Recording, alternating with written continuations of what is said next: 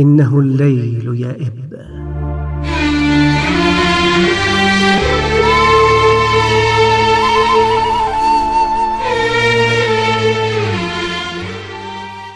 ليل حزين وظامئ ومنكفئ ممهور بوجه العتمة القارسة.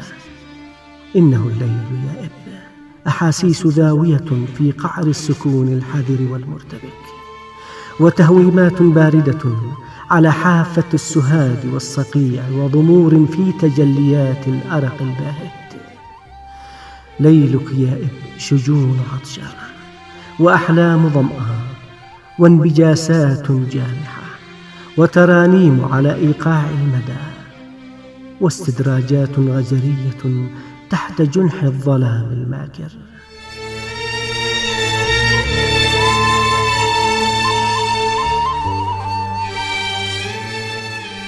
ليلك صوت بلا صدى، وشاطئ بلا مرسى، وبوح بلا ارتدادات وجدانية متوهجة. ليل إب موال من الصمت، ولحن من الفتور، وتقاسيم من الذبول، وأمزية مندفعة بلا مكابح.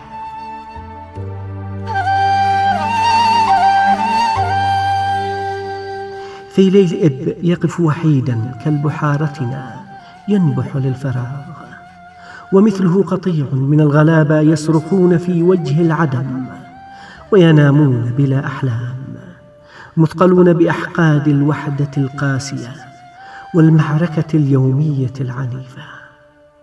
سائق دراجة نارية يستنشق بقايا قنينة بترول، وجوار صندوق حديدي للنفايات ثمة قطط مشردة، وأناس يجمعون القناني الفارغة، وآخرون نيام على الأرصفة بلا راتب أو مهمات أو ضجيج.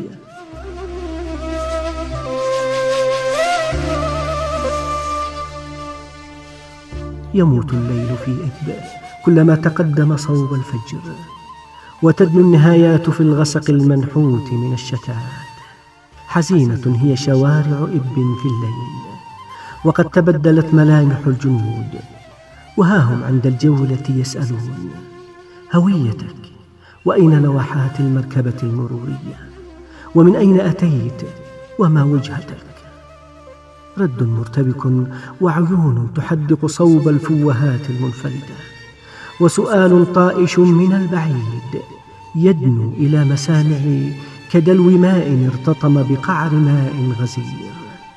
ما عملك؟ تذكرت أخيرا، أيمكنني العبور؟ وفعلتها وأفلت من قبضتهم. كان ذلك منتهى الواقعية البائسة، إذ تتجلى قمة الحذق بالإفلات من نقطة أمنية.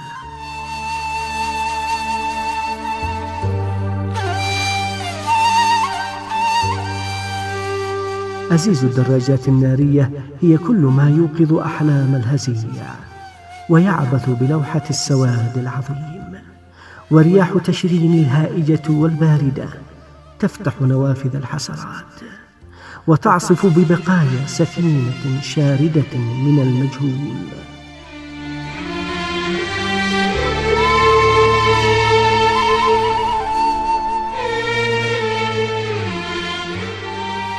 في الليل ثمة صمت مطبق، وخذلان عنيف، وتأملات مفرطة بالوجل والتماهي الفظيع.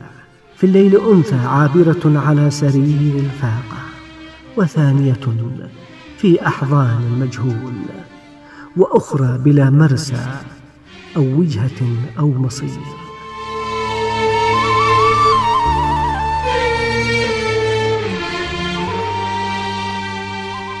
في الليل قناديل الإيمان تضيء القلوب النقية الزاهية، وهي تتلألأ وحيدة في بحر الظلمة، تسير صوب إيقاد حفل المنارات البهية، تشعل ترانيم الفجر، وتموسق إيقاع الحياة بروحانية غامرة.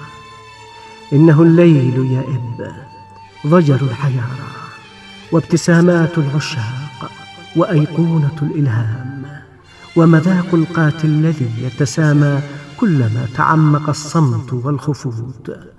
وغطى الكون في سبات الفجيعة والضياع.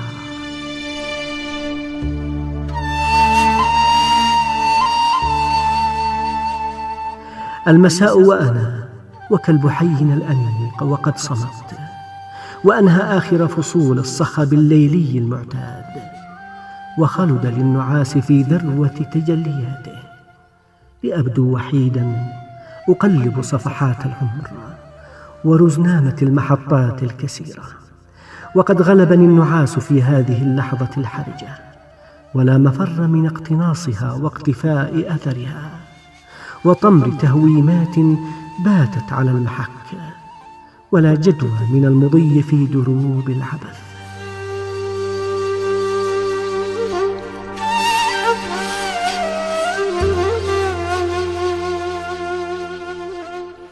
في ليالي الوطن الكئيب تتحطم الأحلام في سفر القنوط، ويتوه شعاع الإحساس في ماراثون السواد، وتذوي الأحلام في دوامة واسعة لا حدود لها ولا أفق ولا نهاية. مع تحيات الكاتب نشوان النظاري، ومن الإلقاء خالد ناجي الفقيه.